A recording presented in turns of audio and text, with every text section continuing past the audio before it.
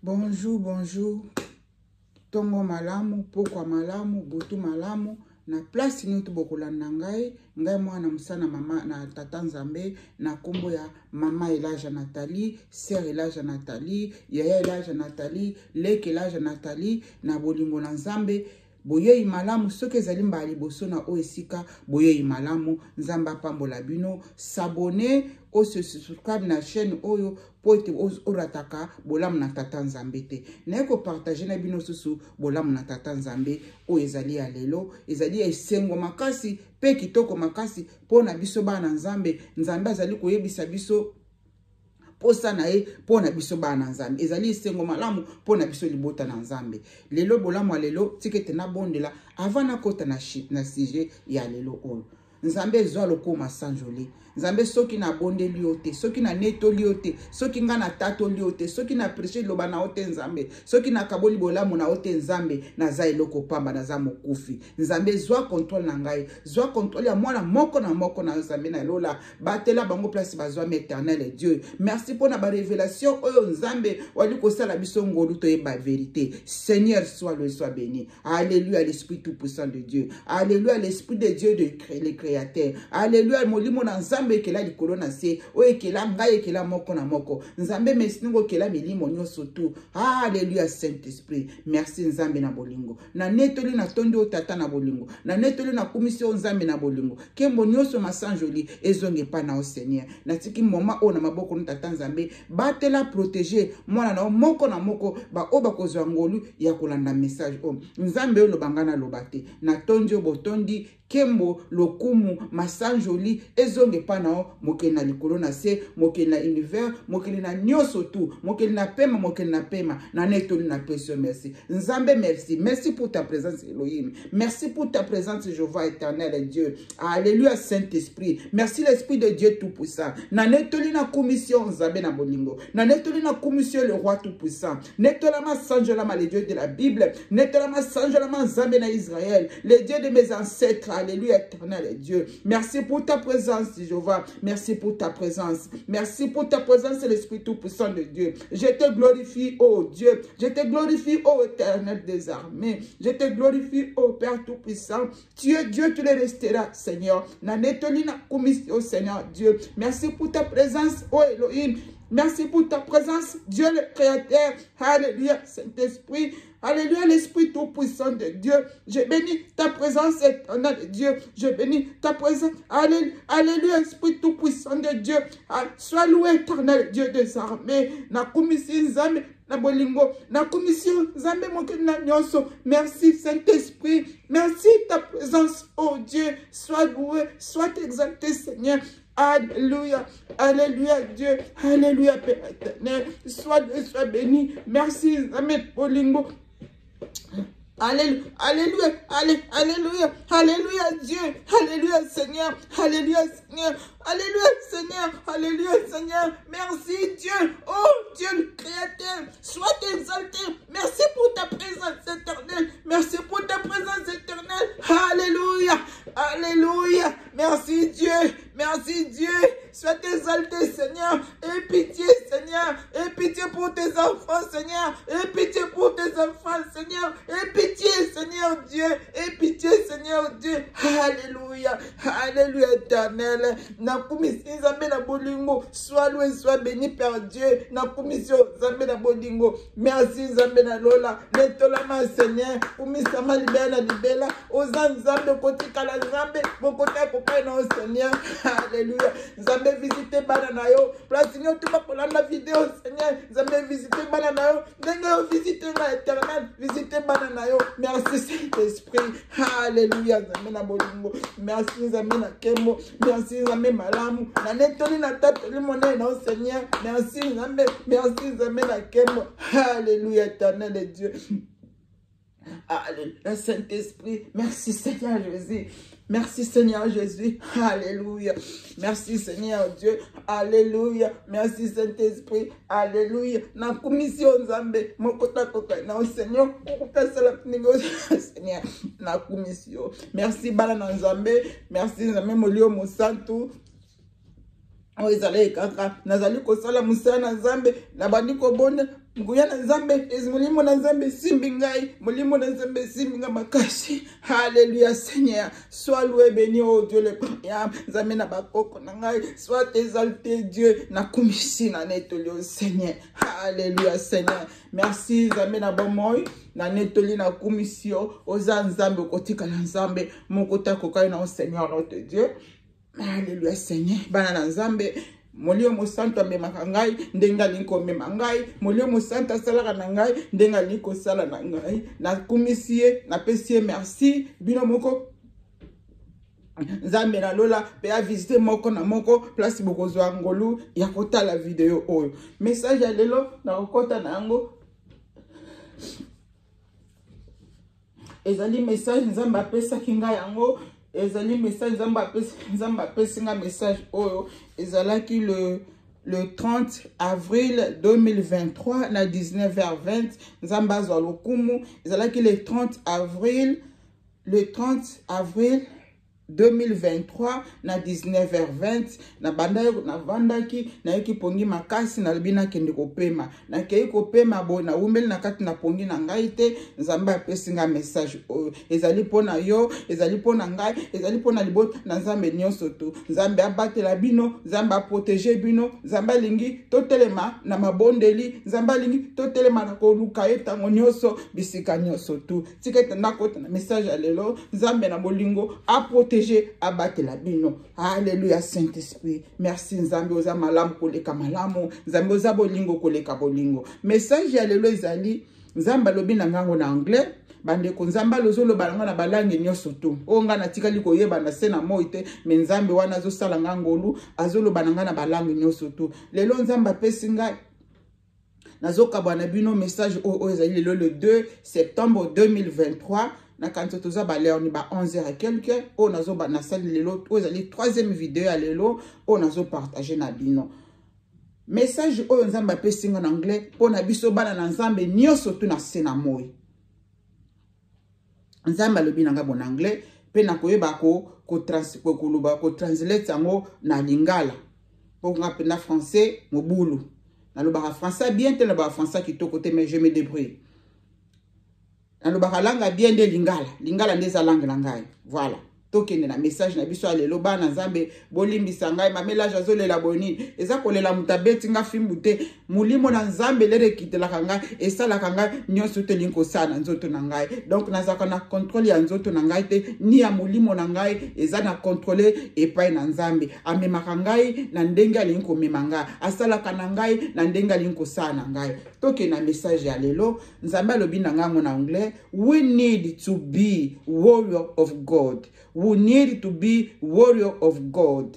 Nzamba lobibo. We need to be warrior bolimisanga warrior of God. Sikoyo le na yo kibongo na lamuki na zui papier na nga na zui kaye na nga na komi ezalaki le 30 avril 2023 na 19h20 na komaki na kata livre nanga oyo. Nzamba lobi na biso bweno tozo nazo répéter yango. We need to be warrior of God. Ba oyo ba yebi word of God elakisi nini? Word of God ezali batu mutu oyo nzamba sengi na biso word of God. Word of God na kenda ko luka na Bible na kyoko mona na kuna na kati na Bible. Roi David azalaki moko ya word of God. Batu babi word of God boko mango na français kuna ilakisi warrior elakisi nini? Wo tozo kono mona en anglais déjà wo eza déjà guerre. Bon na français bino bolo batu baba français ezali ba guerrier de guerre. Na kati na Bible roi David azalaki moko ya ba guerrier de guerre na mulimo pe na nzoto. Moïse azalaki moko, Miriam azalaki moko ya ba warrior. Ce qui n'a pas na tie longue na tie na zotanga ba komba batonga na monaki bazalaki ba warrior of God. Roi David azalaki moko na bango bolimbisa ngai, Moïse azalaki moko na bango, Miriam azalaki moko na bango, Séphania azalaki moko na bango, John ozali Jean le révélateur o na kati na Apocalypse yepe azalaki moko ya ba warrior ya Nzambe. Yango sikoyo warrior ya nzambe. Nzambe asengi nga na yebisa bino. Nzambe asengi ngai na yo tozala ba warrior ya nzambe. Nzambe alobi na ngai boy. We need to be ezali obligation nzambe apesi ngai na yo. Nzambe apesi mutu nyonso tu o azali mwana na ye. O abengami akelami na ekelamu ya nzambe. Nzambe alobi tozala ba warrior na ye. Tozala ba warrior de guerre. Nzambe alobi tozala ba warrior na ye. Nzambe atindinga na yebisa bino. We need to be warrior of God. We need ezali obligation nzambe azosenga na biso tozala ba soda na ye, tozala ba guerrier na ye. Ba guerrier ngo bokotunga na ndenge nini.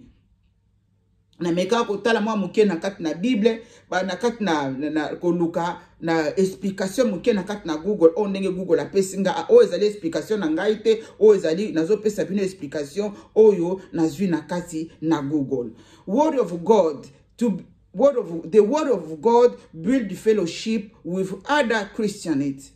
Ba warrior God ya nzambe, ba guerrier ya nzambe, ifu baza na ba relation na ba chrétien mosusu. Ngai na yo, biso li corps de Dieu, corps na bata corps de Dieu, bolimbisa nga, corps du Christ, bana na nzambe nyoso tu, tozala na relation ya entre biso na biso, entre biso basali na nzambe, tozala na relation, basali na nzambe ya solo, pe bana na nzambe ya solo, tozala na relation entre biso. They have to be, they have a constant relationship with the only Trinity. Father, the Son, and the Holy Spirit. Tozala constamment na kati na relationship na kati ya Trinité ya Nzambe. Tozala na relation na Tata Nzambe, tozala na relation na Nzambe Molio Mosantu, tozala batu tozali ko luka to kamba epai ya Nzambe, tozala batu to kamba epai ya Nzambe. Pona babitumba nyonso tuto kozala nango, tozala ba ignorate, ba warrior nzambe bazala ka ba ignorate. Ba warrior nzambe ba telemaka, warrior nzambe il faut telema na kati na justice, il faut telema na kati na vérité, il faut ko telema na kati na kobanga nzambe. Tozala bato tozana righteousness, tozala bato tozana justice, tozala bato tozali kotambola na vérité na bosolo. Nzamba sengi mwana na ye nyoso tu o message ezali inobligation nzamba sengi yo asengi ngai yo ndeko kozala na okozala occasion kotala message o nzamba sengi na biso tozala ba warrior na ye tozala batu otali to telemi na kati na mulimo na kati na vérité to telemi na mulimo na kati na justice to bundela kapona justice to bunda kapona vérité to bundela kapona righteousness la kisinini to bunda kapona na kibosantu kozala bosantu kozala batu na salité te oyo ngana mekaki yo kotanga mokie kuna na kati e koma bipe na kati na Bible bokendo kotala ngo na nini na 1 Samuel 16:18 ça dépend ya Bible ozanango nini lobeli biso kuna pona ba warrior to kendo tanga na 1 Chronique 28:3 nini lobeli biso kuna pona ba warrior Gédéon azalaki soki nazotala anazotanga Gédéon azalaki victorieux na kati ya armée na ye nzamba ba warrior bazali ba soda tozali ba guerrier nzamba se tozala ba soda na ye na kati na mulimo tozala ba soda to telemoka Samson azalaki moko ya warrior nzambe azalaki mutu ya makasi o bitumbe ye tozala Naama azalaki militaire leader tozala ba warrior na kati na mulimo pe na nzoto na biso.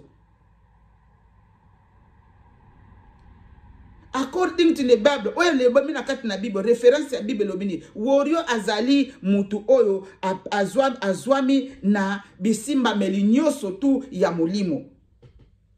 Oyo loba mina kati ya Ephésiens 6. Tosenga na Nzambe a équipé biso na bibundeli nyoso tu ya mulimo. Nzamba latisa biso kasketi na ye. Nzamba kopesa biso mupanga na ye. Warrior nyoso tufoza na mupanga na Nzambe. O ezali liloba na Nzambe.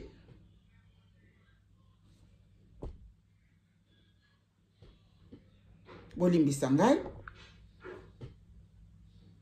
Tosenga na nzambe alati biso casquette to kendo kotanga biloko nyoso tu o basengiso ba armure ya molimo yango ne sengeli tozala nango na kati na biso oyo nyoso to abenga biku nzambe alobi na biso nzambe alobi nanga na yebisa bino boye na ngai moko do basali nyoso tu biso bana nzambe asengi biso obligation tozala ba warrior na ye to senga bibundeli nyoso to ya molimo to senga ba armure ya molimo na nzela ya kotambola na justice na nzela ko bunda po na justice na ya molimo na nzela ko bunda po na verité na nzela po na ko bunda po to koma mosantu nzamba sengi nga na yo tozala ba warrior na ye o ezalaki bolamu na tata nzambe pona bawokozala warrior ya nzambe bitumba na biso ezali bitumba o to eko kendo bunda na ba force ya satan na ba force ya molili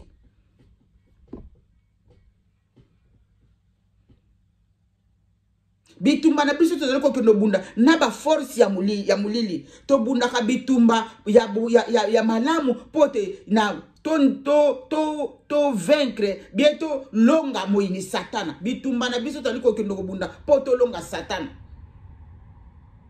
parce que na moi net tozo net na so la vidéo na moi net moi bimi boy satana balala satana la kate biso bana na nzambe oto benga ba warrior tozala batu na makasi na mabondeli tozala batu na makasi ko telo bana nzambe tozala batu na makasi ko interceder ka butu na moi tango nyoso wana nde bengami warrior vrai warrior aluka kelongi na nzambe tango nyoso vrai warrior asimbami na mupanga tango nyoso n'importe quel moment bitumbe ko ya yo zali déjà prête na kati na mulimo na zala muto tondi sami na kubanga nzambe zala muto tondi sami na kolukelongi na nzambe zala mutu na mabonde litango nyoso bisika nyoso tu oyo kozwala mayo tozala batoto simbami na kati na prière makasi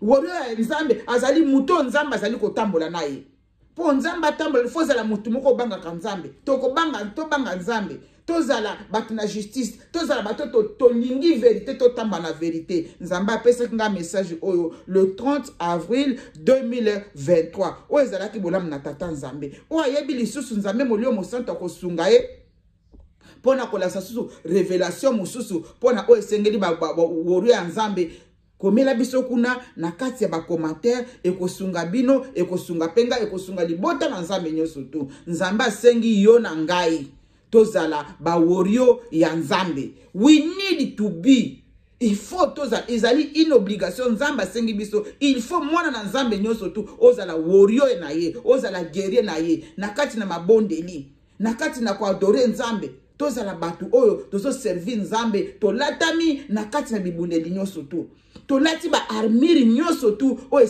etangami biso na kati na Bible na Ephésiens 6 o ba armure nyoso tuana il faut tozala nango pamba te tozali na kati na bitumba na ebite pourquoi nzamba lobi na ngai message oyo na kanisa na futur bien kaka na présent bitumba zali kolekana na monde des ténèbres il faut tozala batu na makasi totondami na molimo na nzambe totondami na kati na ngolo na nzambe tozali ko bunda po na justice tozali ko bunda po na vérité tozali ko bunda po te tozala batu na pole bitumba na biso ezali contre ba force ya satan contre ba force ya molili o ezalaki bolamu na tata nzambe nzambe asunga biso merci tata nzambe pona ba message o bo partager yango mutu nyoso tu a bénéficier nzambe asengi na biso tozala ba mutu sans exception abi must to be c'est une obligation biso no tu ba na nzambe tozala ba warrior na ye tozala ba guerrier ya nzambe pona ko bunda na kati na bible ba guerrier ya nzambe bazalaki ona tangele bino kuna makombo ona yebite muta yebi verset mususu ya Bible ezali koloba pona ba warrior to azali mu soda banga kate tozala ba soda na nzambe o to banga to zali prêt pona bitumba nzamba pesio mitundo kendo sala bosala yango ko banga te nzamba pesio message kendo ko pesa yango nzamba telemiso kende koteya banda ko adorer bondela pona muta maladi bondela po et to travailler en collaboration biso nyoso tu bana na nzambe ya solo to travailler en collaboration parce que armée ya nzambe zala kamunene ba guerrier baza ebele to simbana na maboko na kati na esprit pote to longa moyini to simbana na maboko na kati na molimo pote to longa bitumba ya molili ya satana